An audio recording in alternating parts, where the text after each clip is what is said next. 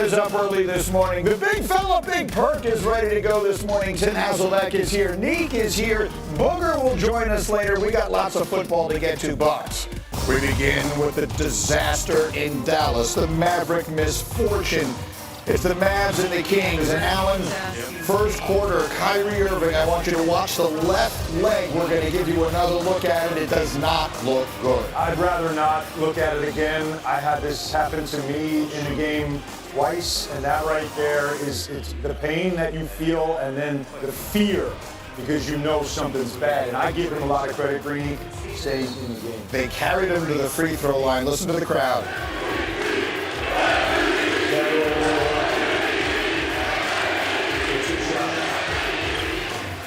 Crowd cheering him on, admiring the courage. You can see tears streaming down his face as he makes the first there and then makes the second here as well. And then they will help him off of the floor, and that would be his night. He'd be ruled out with a left knee sprain. Kings would go on to win the game 122-98, but that feels like overwhelmingly the least important part of this conversation.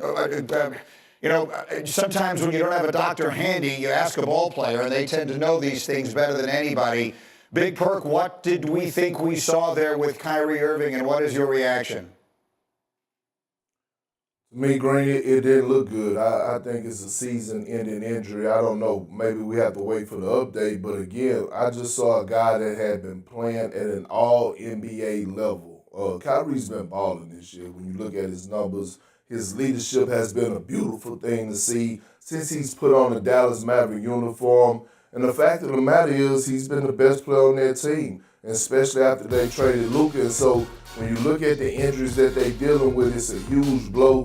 We just want Kyrie to come back healthy. I mean, get back healthy and get right. But it's devastating if you're a Mavs fan. It's devastating if you're an NBA fan. It's devastating for all the basketball community to watch a guy that's been balling at a high level and so much respect that we have for Kyrie Irving.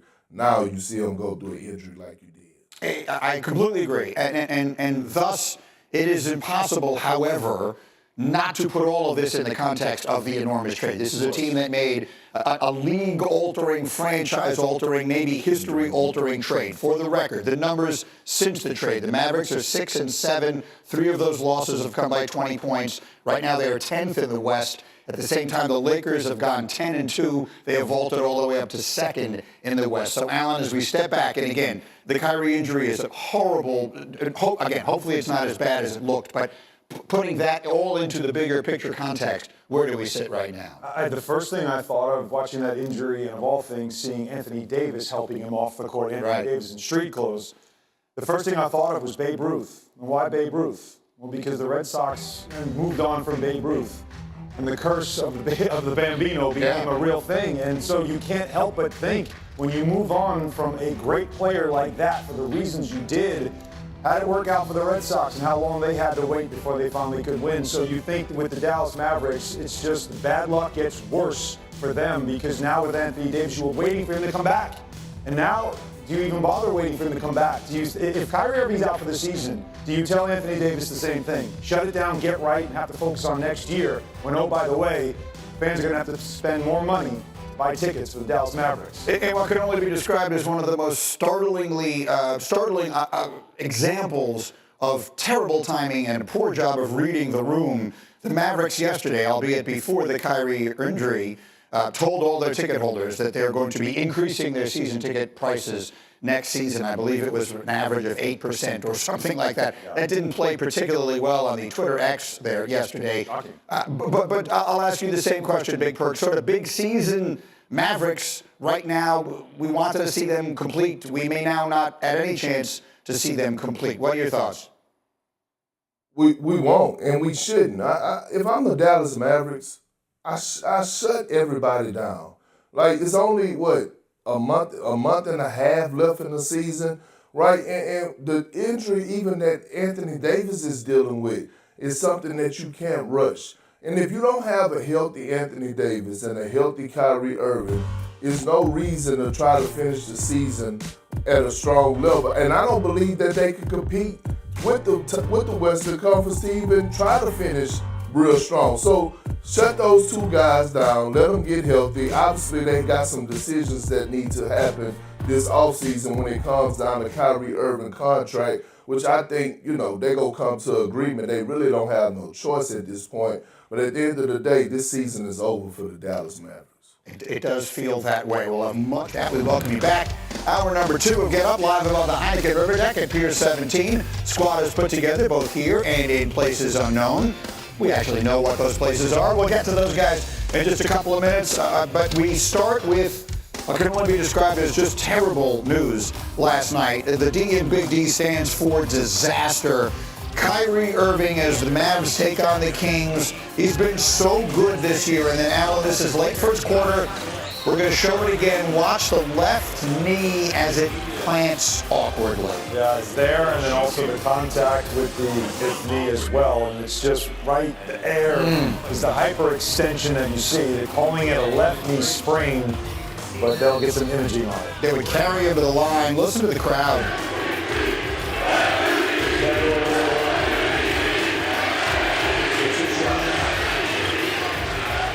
All right, great support there from the fans, and he deserves that for the way he's been playing. And you see the tears streaming down his face as he knows just how bad this is.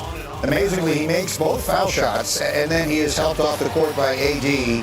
And who knows if and when we will see him again this season. Kings win 122-98, but that feels like a very small part of the story. Big Perk is with us this morning along with Alan Hahn. Perk, what is your reaction to what happened with Kyrie last night, and what has happened to the Mavericks here over the last few weeks? Well, one, we hope that Kyrie Irving is okay, right? Hopefully that it is just a left knee strain. That's number one. Number two, Kyrie Irving is built different. For him to go back to the free throw line, shoot those free throws, while in pain and do that reminds us of the Kobe Bryant moment. Now, here's the real, okay? The Dallas Mavericks are done, and they should be done, right? Even if it is a left knee sprain. If I'm the Mavs, it's only a month and a half left in the season.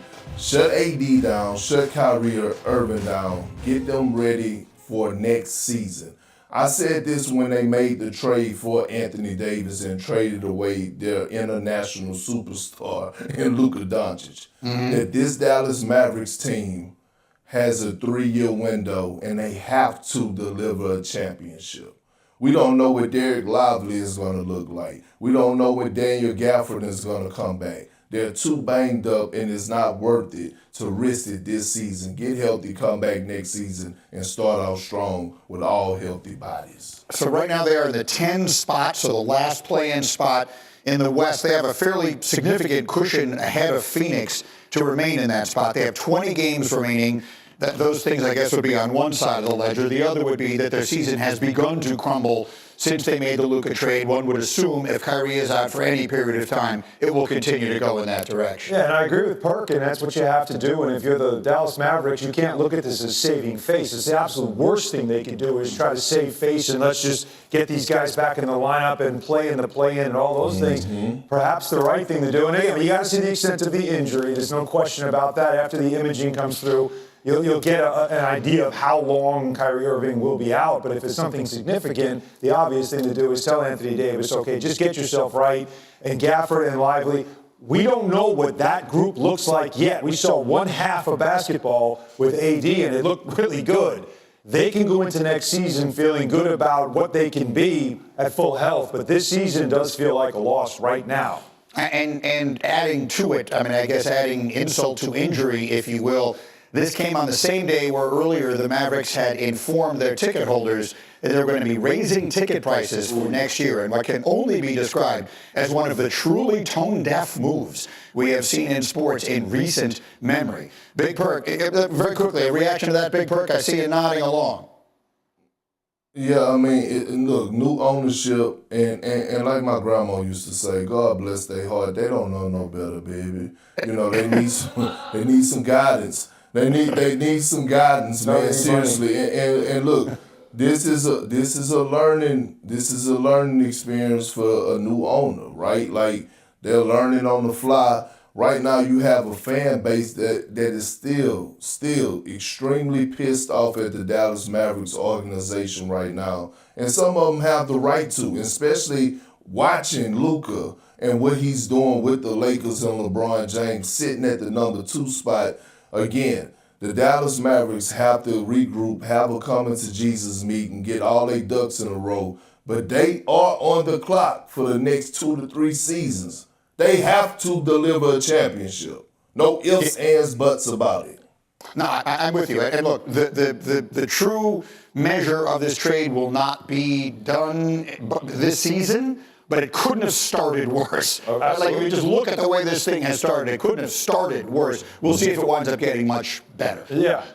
All I can say is remember the curse of the Bambino. Oh, yeah. They traded Babe Ruth. They didn't win a World Series for 100 years. You don't want that to be the same story in Dallas. That's not exaggerated. It was only 86 years, but I understand. I understand the point you're trying to make. It's not that bad of a wait. You're right. I understand the point you're trying to make. But one way or another, I'm going to leave that there for a minute.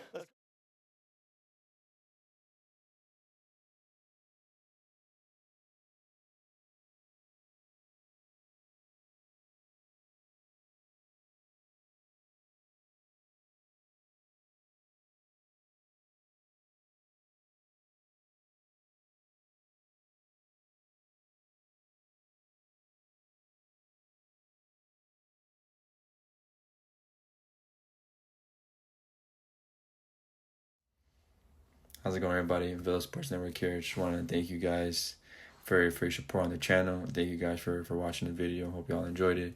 I also want to kind of remind you to don't forget to leave a like on the video, subscribe to the channel, and leave a comment on the video if you like as well.